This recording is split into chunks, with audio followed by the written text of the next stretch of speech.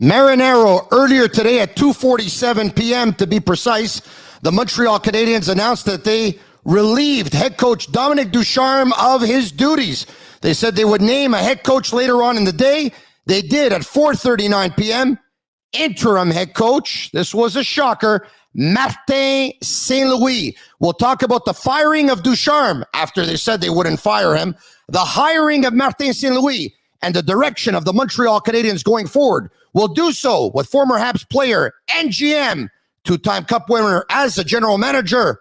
The Senator, Serge Savard, is coming up. Turn up your volume. Because you're about to listen to The Sick Podcast with Tony Marinaro.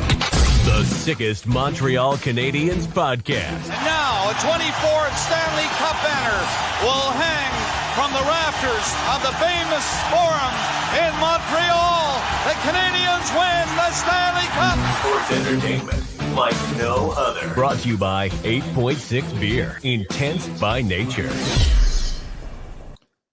Welcome to the Sick Podcast. Marinaro with you, special edition. We are going live on Twitter, and you can follow us on Twitter. You can follow us on Instagram, on Facebook, and on YouTube. Subscribe to our channel. It's absolutely for free. The Montreal Canadiens will have a press conference tomorrow morning where Jeff Gordon and Kent Hughes will introduce their next head coach, or newly named interim head coach, Martin St. Louis. Out of all the people I could have talked to today about the latest developments, no one more so than the great Serge Savard. Hello, Serge. Hello, Tony. Thank you for doing this. How are you? Very good, very good. You look great. I'm feeling better than Ducharme right now. Well, I can imagine. But at the same time, he's going to get paid $4 million or more to stay home over the next 2.5 seasons. So he's okay, I guess. Serge, I saw some pictures of you recently, and you've lost a few pounds. You're looking great. I'm at like playing weight right now. Are you kidding me? Yeah. I was, it's so easy to gain weight, and in the last part of my life, I'm 76 years old now, and I said I'm gonna drop my weight where it should be, and train and do the right thing. And I started that 1.5 years ago, and I succeed. I lost about 45 pounds. All right. So someone who's struggling to lose weight, I'm trying, but I'm struggling. What's your secret? Well, it's really like, it's like a therapy. It's you have to decide to do it. The day you decide to do it, here's what I'm going to do, and you give yourself goals. And my goal was to lose 40 pounds, and I wrote a program, and I did it. And I didn't cheat. I just did it. I need you to send me that program later on tonight. Yeah, it's easy. It's very easy. Okay, I take your word for it. Serge, let's talk about Dominique Ducharme. He took over for Claude Julien past the midway point of the season last year. The Canadiens make the playoffs. He goes to the Stanley Cup final. They award him with a 3-year contract at 1.7 per season. And this season, 45 games into the season, he's relieved of his duties after posting a record of 8-30-7, basically winning only 8 of 45 games. Worst record of any team in the National Hockey League. Having said that, last week they were off and there was no coaching change made. Were you surprised that they made one, seeing as they didn't make one last week? Well, after last night, I got up this morning and I was sure something's going to happen. They were lucky there was nobody in the stand last night, because, losing 7-1 against a very ordinary team. That team, I think, I lost 6 or 7 of their last. So losing 7-1 at home, it's not acceptable, well, the coach Ducharme is lucky and he's not lucky. Last year, the Montreal Canadiens, they came about 2 minutes from being out of the playoff in the first round. And Price made a difference, made a big difference. And I got to give them credit. They came together and they looked like a team. You know, they really, like last night, didn't look like a team. Everybody's there. They're on their own. It looks like the coach lost the room. That's the way it is in hockey. When you lose the room, nobody listened to you, and nobody's playing, nobody's giving anything. That's what happened. I think he was lucky, and the team came to the Stanley Cup Finals. And then he got a contract. You know, he's got a 3-year contract, and if he's eliminated, if he loses in the first round, he came about 2 minutes from losing. He doesn't get that contract. He got that contract, and now he gets fired. And I feel sorry for him, but at least he's got $44 million coming. I feel sorry for him because it's not really his own fault. All the big leaders are not there this year. And this guy, when you look at this guy, he won the Memorial Cup. He won the gold with the junior world champion. You know, and it was the assistant coach. So he had everything to become a coach in the National Hockey League. But it didn't work out. He doesn't have a great team, but the team he has is not playing very, very well. Okay. And myself, I love Joel Bouchard, and last year when they made a change, usually when you make a change, you know, you put the guy that you brought up in the minors to be the coach, to be your next coach. The guy is in the minor, and he coach and he formed most of the players that are playing with the Canadians right now. He's the guy that should have been behind the bench. I don't know if it's gonna make any difference, but anyhow, I was pretty pleased to see that they hired Martin St. Louis with no experience, but just by interim. So yeah, we'll get to Martin St. Louis in just a second, but you know, different schools of thought. Some will say the Canadians' record, Dominique Ducharme, after 83 games, 23, 46, and 14. His record this season, once again, 80, 30, and 7. The Canadians, the worst team in the National Hockey League, fire him. That's one school of thought. The other school of thought is they're obviously not going to make the playoffs. At this point, it looks like they're tanking. They want to have the best pick possible in the draft, a draft that's going to be held in Montreal in July. Like you said, he wasn't lucky either. I'm sure he didn't want them to let Danault go. He lost Shea Weber, who unofficially retired.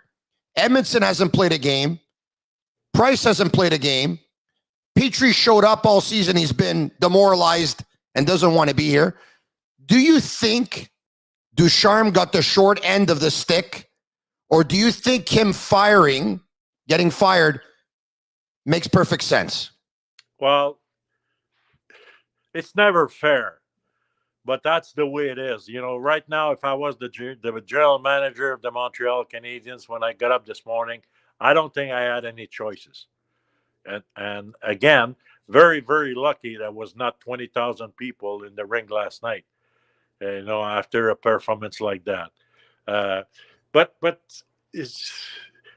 he was not lucky. He didn't have his big stars. A lot of guys got sick, but everybody had people sick. Everybody had the COVID, and our best players are just not there now. And so that's the law. You know, if you're the GM, you have to. Even if you said we're not going to make any change, he said that a couple of weeks ago this year, but he has to right now. I can't blame to make a change. It's too bad for the coach, but that's the way it is. All right. Okay. So you talked about how bad last night's loss was to New Jersey. Let's put things in context. They played a team, the New Jersey Devils, who are the 5th worst team in the National Hockey League, had lost 7 games in a row, had lost 10 of their last 11, played the night before and lost in Ottawa, were without their best forward, who's better than any Canadians forward, Jack Hughes, who were without their best defenseman, Dougie Hamilton, who's better than any Canadians defenseman, and they lost by a score of 7-1. Josh Anderson said at the end of the game that he was embarrassed. You talked about the fact that they look terrible, right? They look disjointed, disorganized, disconnected. But Serge, they've been looking like that all season. Why do you think it took them? Last night was worse. Last night was worse. They just came out from the All-Star break, and looks like they weren't ready at all. You know, I don't know if they practiced before the game. They had maybe one practice. They practiced on Monday afternoon at 4 p.m. It was short but intense, and a very intense morning skate yesterday before the game. Yeah. So New Jersey played the night before, but the coach lost the room. The players, I've seen teams like that. I played on teams where the coach lost the room.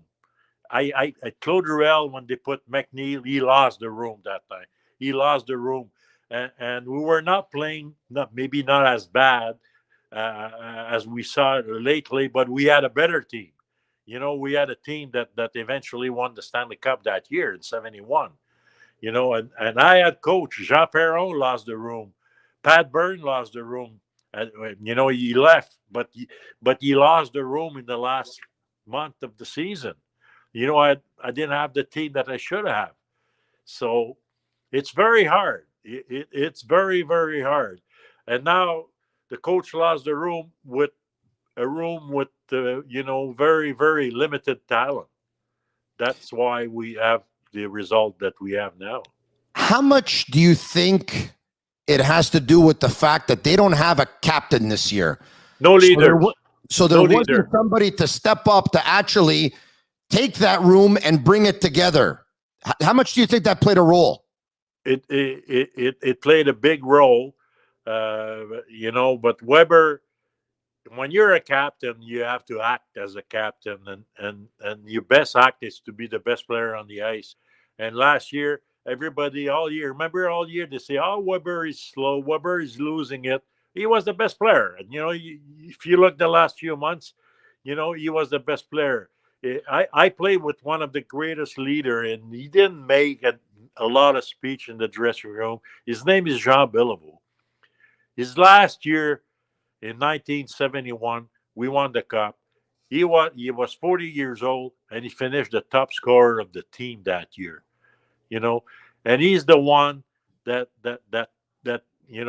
in the Montreal organization that taught us to be leaders, to be team players. You can never forget that hockey is a team sports, and that's why in our time and when I was a general manager, was no personal bonuses. All the bonuses were team bonuses. And a guy like Beliveau used to tell us, when we sign an autograph. I don't know if you ever get an autograph from a player in the last 10 years. You better write their number because you can't read what they write. And Jean Beliveau used to tell us, boys, if you cannot sign and the people cannot read your signature, don't bother doing it. That's the kind of school that we're from. Serge, if I can, allow me 10 seconds to go get something, okay? 1 second, please.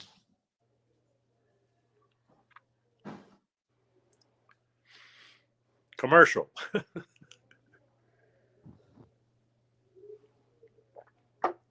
Look at that. Huh? One of the greatest. Guy Lafleur, Hockey Hall of Fame. And that is an autograph, like you can see, that you can read. You can read, his name is Guy Lafleur, but you're right. Jean Beliveau, a fantastic autograph. Thanks for sharing that story, Serge.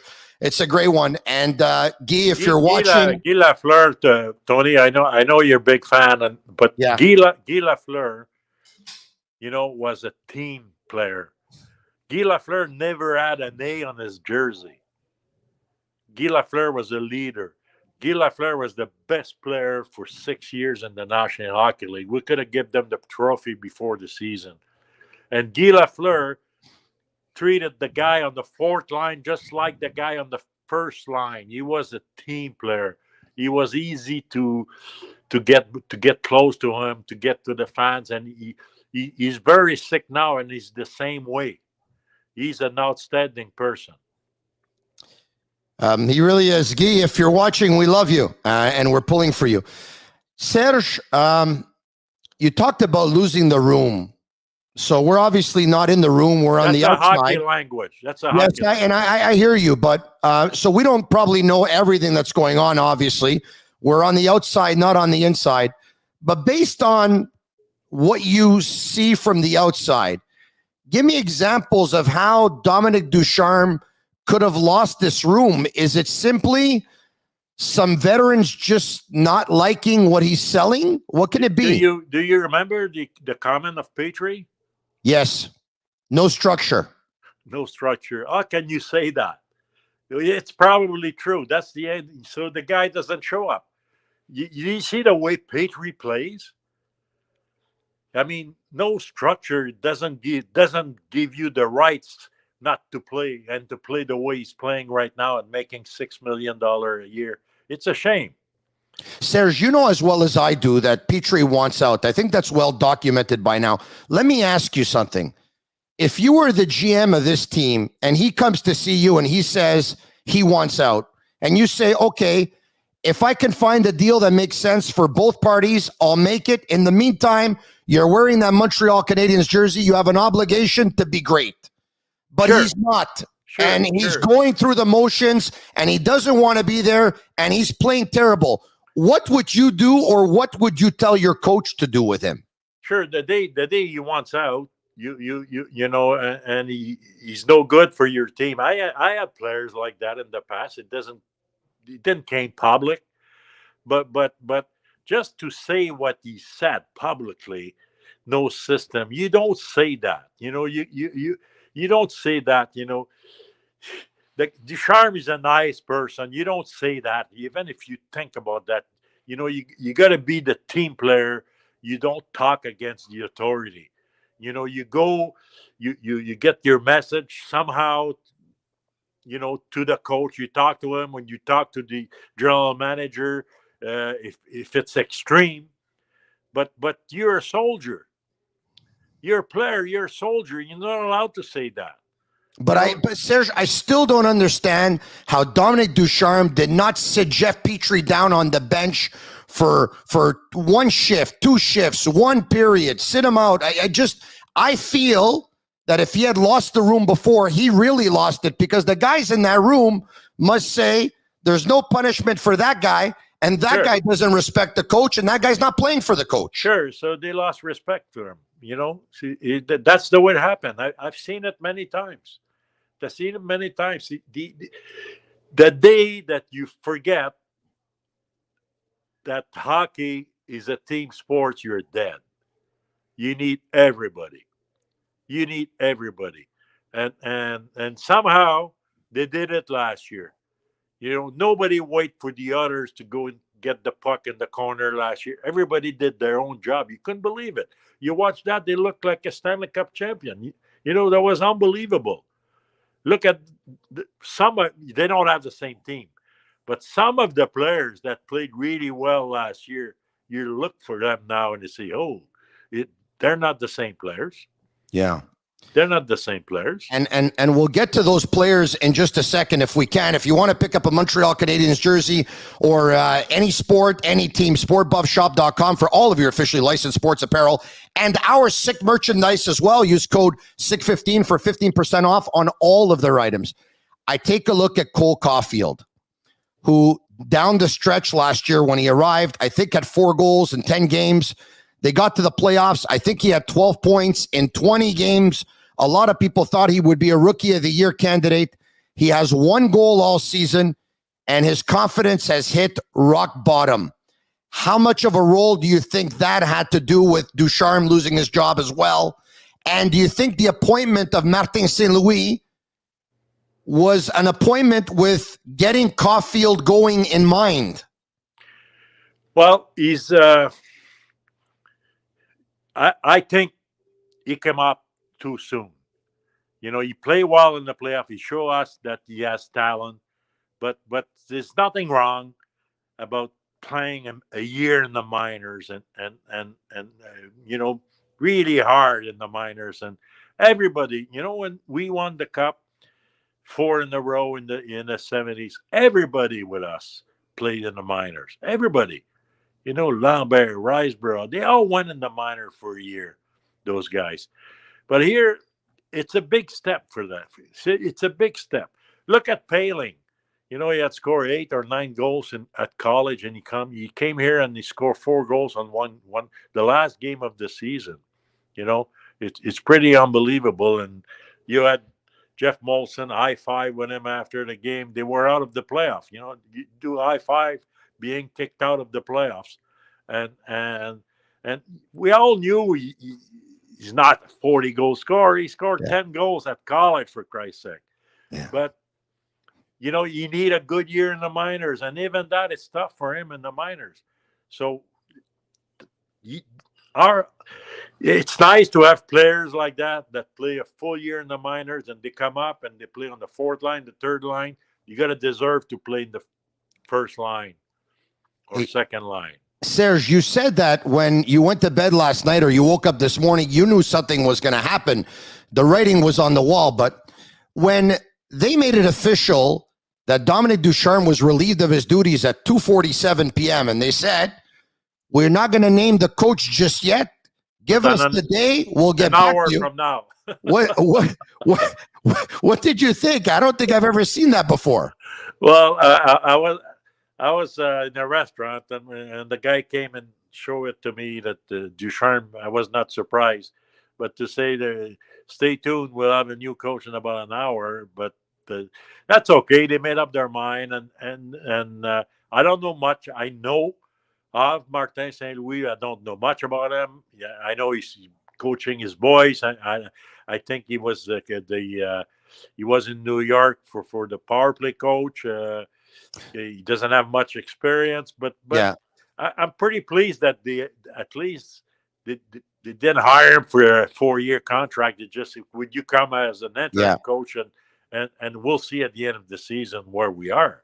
Serge, for the benefit of those who are watching and listening right now, if I can just try to paint the picture here to try to have people understand the connection. Martin St. Louis played the final couple of years of his career with the New York Rangers.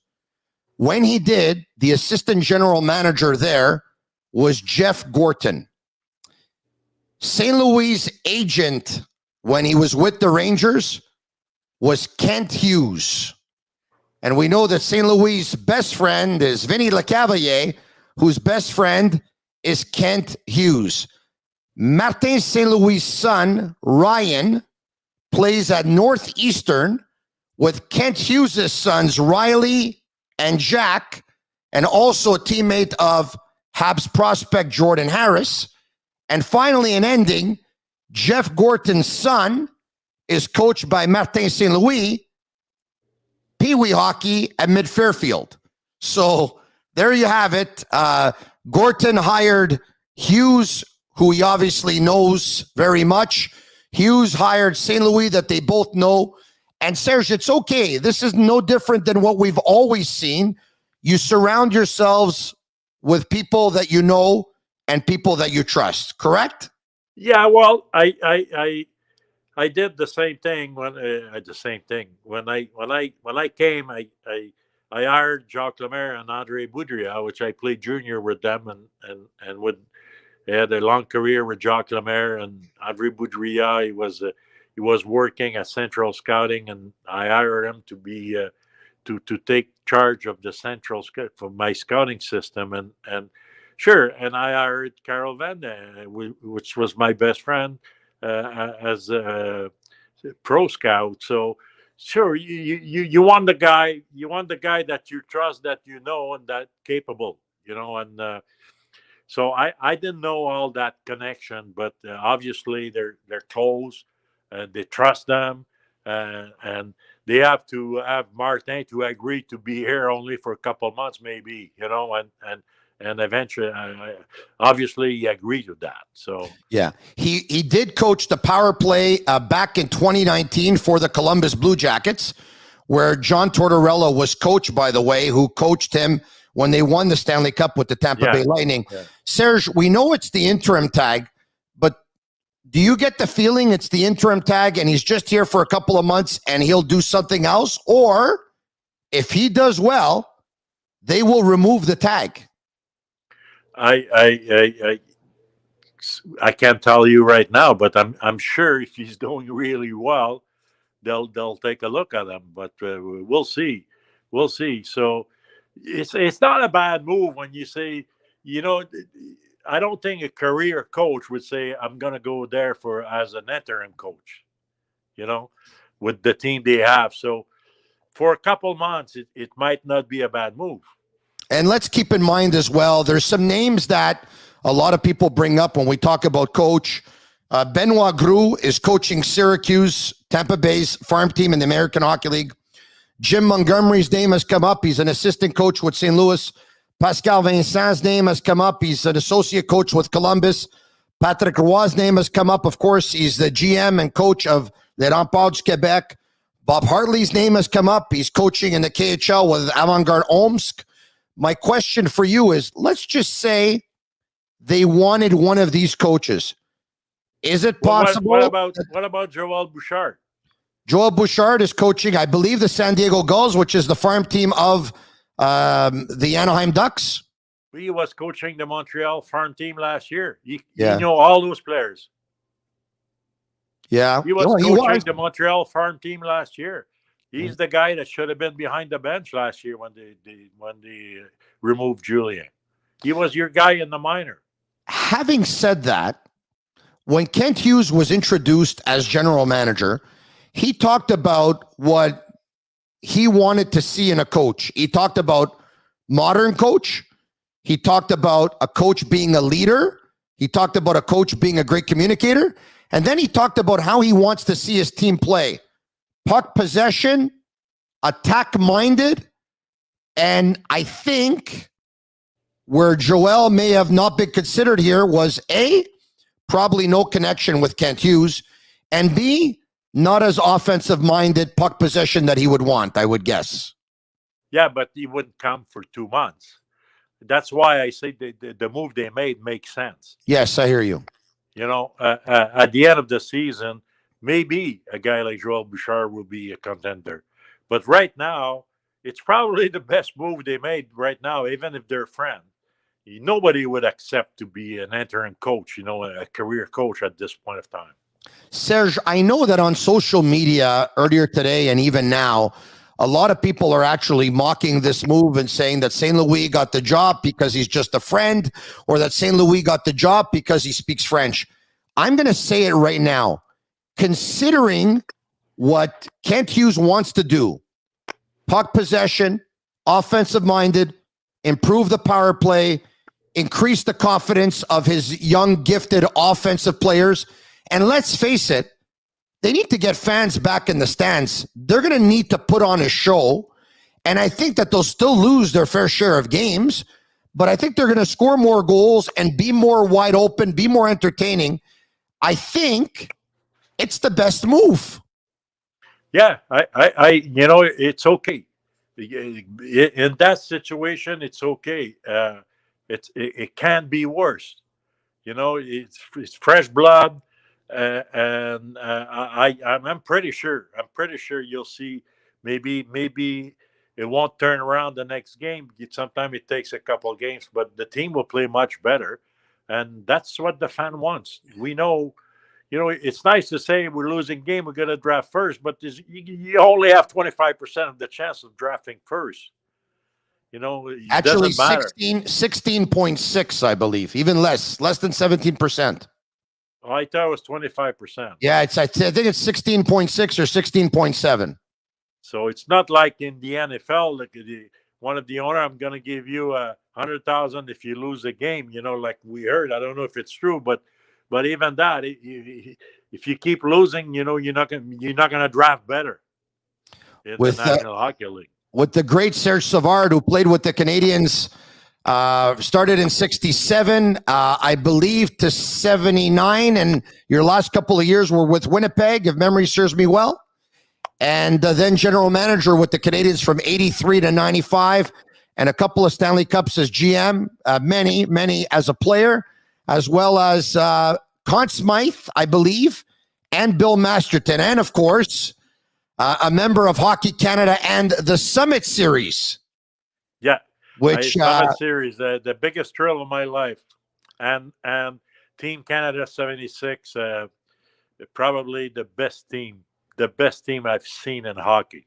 Team Canada '76. Team Canada '76. Hey, isn't it something that the Summit Series will be 50 years later this year in 2022? This year we will have a big party all around. Big. And there's a couple books coming out. Ken Dryden has a book coming out at the end of August. Would be an outstanding book. Yeah. And there'll be 4 episodes at CBC, 4 episodes of 1 hour on Team 72, French and English, and a couple banquets. No golf tournament because not enough guys can play golf anymore. I'm 76 and one of the youngest one. We lost, we lost Tony Esposito this year. We lost Rod Gilbert. And we're not getting any younger. It's like yesterday, really. It's 50 years, it's unbelievable. Yeah. Everywhere I go across Canada, and I'm a guest speaker here and there for company or something. And every time, the audience is not very young. And every time we start to talk about Team Canada '72, you can hear a silence, Everybody remembered that. Everybody loved that moment. Everybody say, "Well, I was at school, and they brought the television sets in the classroom." That's all you hear. Everybody. You're too young, Tony, but everybody. I was born in '72. Yeah, everybody that saw that was old enough to watch that series. Remember where he was at that time, just like when Jack Kennedy was shot. That's one of those moments. And for me, and ask Ken Dryden, he won 6 Stanley Cup, and he's on the committee with me. And I won 8 Stanley Cup, and I won 2 as a manager. My greatest thrill is Team Canada '72. Wow, amazing. It's a Sick Podcast, and it's brought to you by 8.6 Beer, intense by nature, the beer for those who follow their instinct and live their passions in order to make their mark. What a beautiful portrait you have in the back, Serge. I would imagine that is a portrait commemorating your great career that you had when you retired. Yeah. It started when I was a young kid and to my when I retired. Yeah. Amazing. Serge, when you were the general manager of the Canadiens, you always had competitive teams, and you would always say it, and you'd say it to your players, and you weren't shy to say it in the media. The goal this year is to win the Stanley Cup. The way the Canadiens are headed, they haven't said it yet, but they haven't dismissed it either. It looks like they want to rebuild this team. It looks like they want to trade the veterans. They want to trade the big contracts. They want to trade the long-term contracts. They want to revamp it. They want to get younger. They want to try and build through the draft. If they finish near the bottom in the last 3 or 4 and they have a top 5 pick 3 years in a row, that's how they want to go about it. Yeah. You were GM for the longest time. This market, do you think this market is ready for a rebuild? And if you would be the general manager, would you be worried about going down that avenue? Well, you have no choice. I mean, look at the team now. Look at the contract you have to get rid of, and I don't know if you'll be able to, but there's terrible contract and well, when in the '70s we lost, we won 6 cups in the '70s, and the year we didn't win, people were asking what happened. What happened, and people were asking, are you going to win next year? And now when you ask before the season, are you going to make the playoffs? They don't. It's very, the bar is very low now. It's very, very, very different, and you have no choice. You have to rebuild, whether the people don't like it or not. You have no choice. We're number 32. We played against number 31 a couple of weeks ago, and we got beat by number 31. So we're the worst team in the league right now.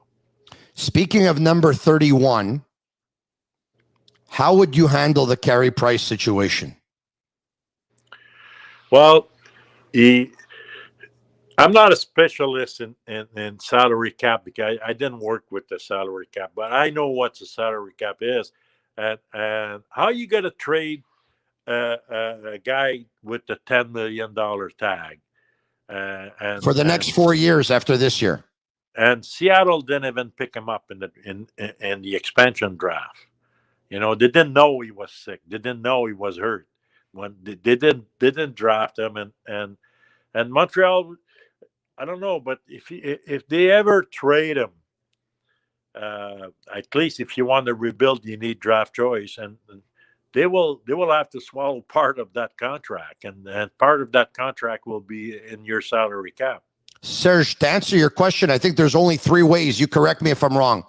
Number 1, he comes back and shows he can still play. You trade him, you pick up half the money. Number 2, it's a 3-way trade. You pick up half. Team number 2 takes up 25%. The team that picks him up is only stuck with 25%. Number 3, he doesn't play anymore because of the injuries. He can't get back to the level he was, and he ends up being on the long-term injury reserve. Number 4, you buy him out, but I don't think they're going to do that. Well, I don't think it's still. They'll try to market him. You know, it's probably still a value to the Montreal Canadiens. Weber, the Weber contract, it's the same thing. The Weber contract was structured. You know, that would never. The National Hockey League would never accept a contract like that anymore. At that time, he had bonuses of $20 million twice, and at the end of the day, I think I know why you won't play the next couple of years, because he was going to make $1 million a year in the next couple of years. That's I think 3 million, then 1 million, 1 million, 1 million. But Serge, you just talked about Shea Weber, who was the captain of this team, and before you said to me he was fantastic in the playoffs. And Serge, I agree with you. He was fantastic, and he made everyone around him better, and he did a great job as captain. But I have to tell you, and you know what it means to be the captain of the Montreal Canadiens, a religion, an institution, so important for this city and the fan base. I'm so disappointed that he hasn't talked to the fans this year. I don't care that he hasn't talked to me, but talking to the media, you end up talking to the fans. And until he's no longer the captain of the Montreal Canadiens, I believe he has a responsibility to speak to the fan base.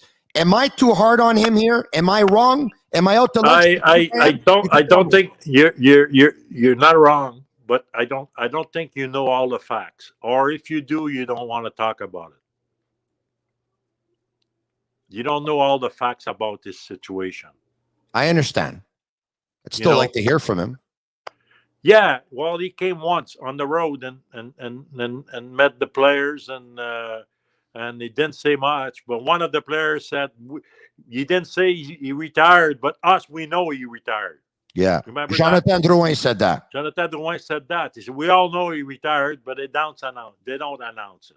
But just ask yourself why they don't announce it." Yeah, that's my question. I hear you. You said before you think Caufield skipped some steps, and I agree with you that he should be in Laval, and I agree with you. How do you feel watching Caden Primo, who some believe could be the next one?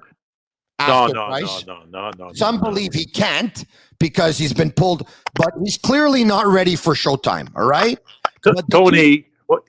Sometimes they come to every year, in the last 6-7 years. Every year we have.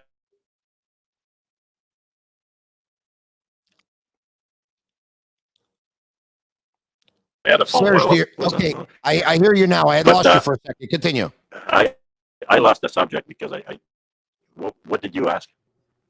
No, okay. I was saying I don't quite hear you all that well. Let's see if we can fix it.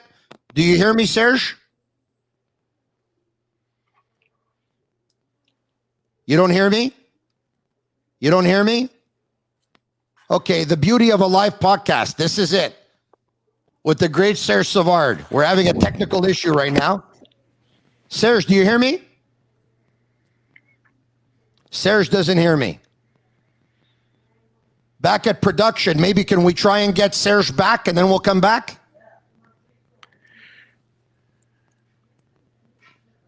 Serge, you hear me? No, okay, so we're going to try and get Serge again. Marinaro, in the meantime, I'll talk to you about, that was an uphill battle, right? Kind of like when I'm on my treadmill, matrixhomefitness.ca. Check it out, bring it home, discover a club quality workout in the comfort of your own home. Visit matrixhomefitness.ca. I got to tell you, I got my beautiful treadmill, the Matrix T75 with XUR console. It's a 22-inch screen with all the apps. You can go on your social media. You can go browse the web. You can go on Netflix. You can go on YouTube and all that great stuff. We're going to try and get Serge Savard back once we can fix the technical issue. And if you're just joining us, there you have it. Earlier today, of course, the Montreal Canadiens announced at 2:47 this afternoon that they had relieved Dominique Ducharme of his duties. I knew yesterday watching that game, like Serge, that something was bound to happen today. And, past the noon hour, I got word something's going down here. So I wasn't surprised when it happened. A little bit surprised that Martin St. Louis takes over as coach, but I'm not surprised that he's part of the Canadiens. You connect the dots, Jeff Gordon, Kent Hughes, Vincent Lecavalier, Martin St. Louis, and by the way, Marc-Olivier Baudouin, who's a contributor to Dans les Coulisses, tweeted out probably about an hour ago that Vincent Lecavalier will be named assistant general manager. He's hearing tomorrow. Once again, it's not yet confirmed, but I can tell you that Marc-Olivier has got some pretty good sources. He was on Martin St. Louis earlier today. And look, I wouldn't be surprised if this happens because once again, the National Hockey League, you surround yourself with friends, people you have a connection with, people you trust. And we've been hearing Le Cavalier's name for a while. And I'm not surprised that St. Louis once again joined the Canadiens. I thought he would join them at one point as a power play consultant, as a skills coach, as a development coach. I am surprised it's as a head coach. But think about this. The ultimate gamer, the ultimate competitor, Hockey Hall of Famer, offensive mind, creative, modern. Think of all the boxes that Kent Hughes is trying to check off when he talked about modern coach, when he talked about great communicator, when he talked about a leader. Martin St. Louis, albeit doesn't have NHL head coaching experience, but he's all of this. He will command immediate respect. The Canadiens, Kent Hughes and Jeff Gordon know they're going to lose more games between now and the end of the season and more than they're going to win. But they want to change the culture so that they have a culture of a hardworking team, hardworking players. They want the coach to be respected. And by the way, when it comes to naming a captain, you know where they're going to get their intel? They're going to get it from Martin St. Louis. Martin St. Louis knows what character is, and he knows what captain material is. Martin St. Louis is going to say to Jeff Gordon, and he's going to say to Kent Hughes, guys, I was in that room. The real leader in that room is that guy. And he's going to name the right captain. You'll see. Whether probably not going to happen now. They'll probably name the captain in the offseason, but they're going to end up choosing the right captain. And if they don't have a captain in that locker room, they're going to go out and they're going to acquire someone who will be the captain of that team. Not to mention that Martin St. Louis will be great for Nick Suzuki, and Martin St. Louis will be great for Cole Caufield. Serge Savard sends me a text message telling me that he's trying to get back on. No problem, Serge. I'll wait for you. You're the great Serge Savard. Earlier this year, I believe it was in The Athletic, there was an article where they interviewed Martin St. Louis, and he talked about Caufield's positioning, his ability to receive passes. When asked about similarities between himself and the Wisconsin alum, the very first thing St. Louis pointed out was how often Caufield could have the puck on his stick and his ability with it. The puck finds him, St. Louis said. That's not luck. He's really good at collecting passes in stride. Whether it's a good one, bad one, his first touches are excellent. He was then asked about Cole Caufield's scoring ability. He said, quote, I think Cole is definitely a better goal scorer than I was at that age, St. Louis said. I think I became a better scorer as I got older. Worked on my shot, obviously a different era, but I do believe the best players in any era would have been the best players in any era because they're just more passionate about it. They figure it out. They're smarter. When asked about how impressive his showing was considering the circumstances, and this was in the playoffs, I believe, St. Louis feels Caufield is showing the same instincts that would have served them well in the regular season. The best players, they don't learn to play hockey in the playoffs where there's more on the line. I don't think he would have done anything differently in the regular season than in the playoffs. I think he's just playing the game, Martin St. Louis said. And there you have it. We are live, and you can follow us on Twitter at The Sick Podcasts.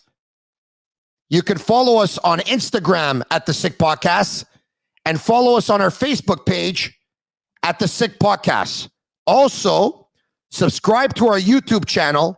It's absolutely for free. And by the way, on all these social media apps, you can be notified the second we go live or the second we upload an episode. This way, you'll never miss on the Sick Podcast, where we are determined, if we aren't already, we are determined to be the best Montreal Canadiens podcast in the world. You have my word on that. Trust me, I don't play to be number 2. It's number 1 or nothing. Go big or go home. We got a couple of questions. Let's try and get to them. From Panathinaea. Hope I'm pronouncing that correctly. Will Richards join the team to complete the line? And obviously he's talking about Brad Richards, who used to play on a line with Vinny Lecavalier and Martin St. Louis. To that one, I'll say no. Lecavalier will join the Montreal Canadiens. Richards, no. From MC The Natural, Tony, any substance to the rumors of Lecavalier being hired? Look, if you're asking me if I know if they're going to introduce Vinny Lecavalier as the assistant general manager tomorrow or make an announcement, as of right now, I do not know. It's an information that Marc-Olivier Baudouin, contributor to Dans les Coulisses, has. I trust Marc-Olivier Baudouin. I think he's pretty good with his sources. But I will tell you this. If it's not tomorrow, it's not if, it's when. Vincent Lecavalier will join the Montreal Canadiens organization at some point. I am convinced of that. You continue to send us your questions, and I'll read them, and I'll get to them. Kevin Burkett, no mention of Guy Boucher as a coach, Tony. I'll tell you why. I need you to think about this for a second, okay? Guy Boucher coached Martin St. Louis, and he coached Vincent Lecavalier with the Tampa Bay Lightning. Guy Boucher is not currently employed in the National Hockey League. He works as a commentator and panelist for RDS. Guy Boucher was available. If they would have hired Guy Boucher, why wouldn't they have hired him today? It leads me to believe that Guy Boucher will not be a coach with the Montreal Canadiens going forward. Maybe there would be an opportunity in Laval one day, but Kent Hughes' best friend, Vinny Lecavalier, played with Martin St. Louis and played for Guy Boucher. If they would have wanted to hire Boucher, it would have been today.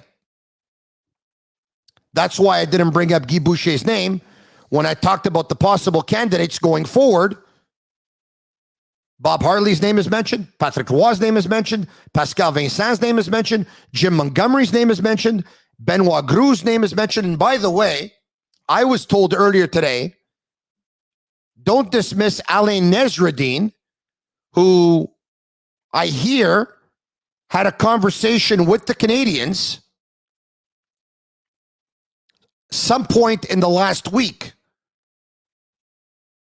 He's the assistant coach of the Devils. And the reason why I bring that up is if the Canadians talked to Nesradine, that means they talked to other coaches, and that means that they wanted to make a coaching change maybe last week, but they just weren't able to pull it off for whatever reason. But then they make one today. I've been told we got Serge again. Serge, welcome back. Hey, thank you. I lost you, and I tried to get back, and I was in the back room, they say, but they said you don't want me again. Yeah, you're back, Serge. You know what? I love talking to you. I won't keep you much longer. I so appreciate your time, by the way. I think this is great of you, and I thank you. I was talking to you about Caden Primo. Look, most don't believe he's going to be the guy. He's a 7th round pick who was drafted 199th overall. That's what I was going to say. But they're burning him, though, aren't they, Serge? Why don't they go out and get a goalie? Send the kid to Laval. Yeah, and for the last 6-7 years, I was saying when we lost the line, every year they say, well, we have great kids. We have great kids. We have great kids coming up. Every team have kids like that, People are not stupid. This guy was drafted in the 7th round, and he showed us last night, before last night too, that he may not be NHL material. When you bring up a real goaltender, when we brought Patrick Roy, he won the cup the first year. When he finished his junior, I brought him up in Sherbrooke. We won the Calder Cup, and he stopped 40, 50 shots a game. A real goalie. This is not a real goalie. This is not a franchise goaltender. It's just, okay, we'll send him in the minors. He may improve, but he's not gonna. I don't think he's a goaltender that's gonna take you, in the Stanley Cup. Serge, you're most probably right. But if I can, when Patrick Roy won the Stanley Cup in 1986, and you were the GM of that team, so you know, on defense, they had Larry Robinson, Chris Chelios, Craig Ludwig, Rick Green, Mike Lawler, Gaston Gingras.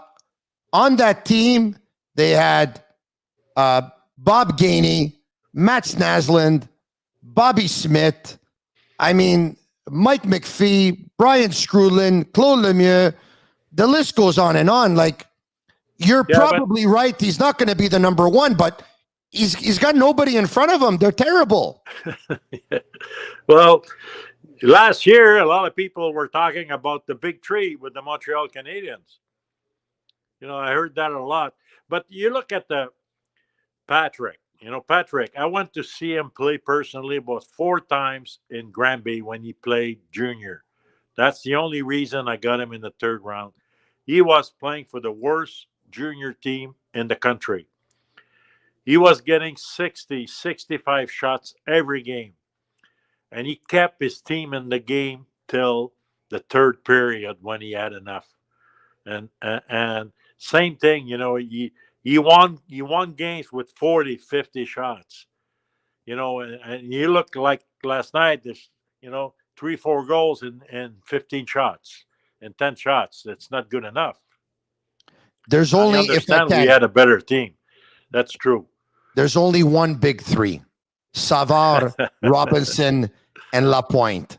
And you might not say it, but I will. And don't ever forget that. Okay, Patrick Roy. Would you have named him the coach of the Montreal Canadiens? I know I'm putting you on the spot, but obviously they're not ready to name. They have a lot of work to do before they can commit themselves for a long-term contract. Obviously, Patrick Roy would never come as an interim coach. that's why I said before it's probably the right move that they did now. Take away, never mind that their friend, and that for the next couple months, it's the right move. Maybe it's going to be Patrick next year. Patrick did want to become the general manager. So I remember 10 years ago, we didn't consider him as a manager, and Bergevin got the job, but Bergevin considered him as a coach, and he didn't take him. I know he interviewed him as a coach, but would he take a coaching job now? I don't know. I don't know, but certainly not at this time. Do you think your gut feel? Do you think Patrick Roy one day will coach or GM the Montreal Canadiens? I don't know. I doubt it. I doubt it. I doubt it. His reputation's a nice guy, and he won for me, and I like him, I love him. He left Colorado. He was, they say he was taking too much space, and you want to call the shots, and he was the coach. He was not the general manager. He was the coach. The manager down there, that's his friend. We should ask him, why did you let him go? Well, Patrick wanted to be the one-man show. And you said to me before, hockey is a team game. And that's why I think that Patrick Roy will never work for the Montreal Canadiens as a coach or GM. I've been on that for a while. I think they don't want to go there. Well, I don't know the management right now. I know them a little bit by name, but I don't know them personally. So anything can happen. But I know they interview him for the general manager, and they pick their manager very, very quick after. So I don't know if they consider him very seriously. I really don't know. I know, Patrick he's a very emotional guy, and let's say you put him in you would never come for a couple of months unless you give him a long-term contract. But if you put him behind the bench, it would have been a different story. He's a very intense guy, and I don't think players could hide like they did in the last few weeks. Serge, we're wrapping up in another minute or two. If you could give Kent Hughes some advice, you'd go for coffee next week. He would say, Serge, based on all your years of experience, what's the one advice you could give me? What would you tell him? I don't know. I'd love to have coffee with him, I'd like to, but I don't want to give him any advice publicly. I came public, in the last 3-4 years, and I think that this team was going nowhere, and I mentioned a few things, and I know I didn't please the organization, but Jeff Molson at his press conference, he said exactly what I said for 3 years, so I don't think I was wrong, and I mentioned a couple times Bergevin was a disaster. You build a team, and you say, well, I give you a 5-year plan, and 5 years after, I give you another 5-year contract, and there we go another 5-year plan, and after 10 years, we're starting from scratch, and last year at the end of the year. And him for being there for 9 years or 10 years, you had 2 guys in the lineup that he drafted. When I say disaster, that's what the disasters look like. You have to make trades for all your third and fourth line. You gotta produce your fourth line, your third line with draft pick guy that you form. Do you know when I won the cup we won the cup in 1986, I had 9 guys on the team that I drafted in my first and second year. 9 guys from my first 2 drafts, including the free agent that I signed, like a couple free agent that I signed. So, you gotta produce your player. We could not produce any player. That's why it's a disaster. Yeah, I think they had Gallagher, they had Lehkonen, They had Gallagher, Lehkonen, Jake Evans. Romanov, but he didn't play for most of the playoffs. He was not playing. I said we're in the lineup, yeah. Cole Caufield. But you're right, they did trade a lot of players that they drafted over the years, and there were a lot of players that they picked in the first round that just didn't materialize. But the one that really set them back, Serge, the one that really set them back, I think there's two of them, was trading Sergachev and drafting Kotkaniemi instead of Tkachuk.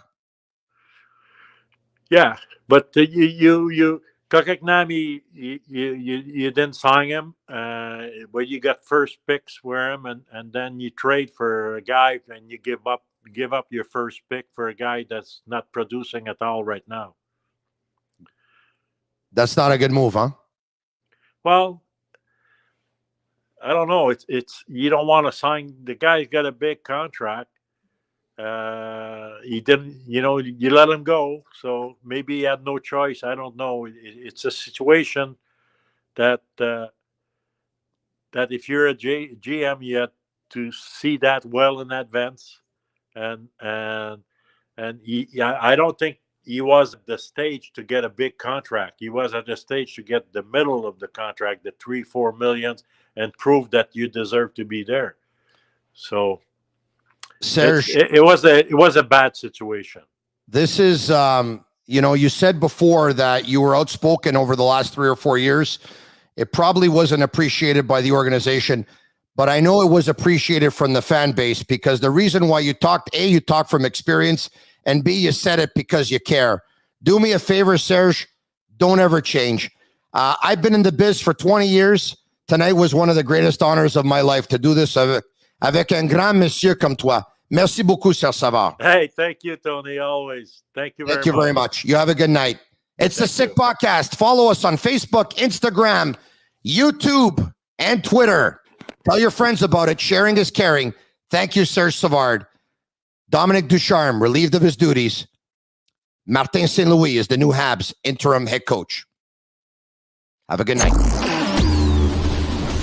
And that's a wrap. Hope you don't miss us too much until next time. Follow the Sick Podcast with Tony Marinaro on YouTube, Instagram, Facebook, Google Play, and Apple Podcasts. The Sick Podcast is brought to you by 8.6, Intense by Nature.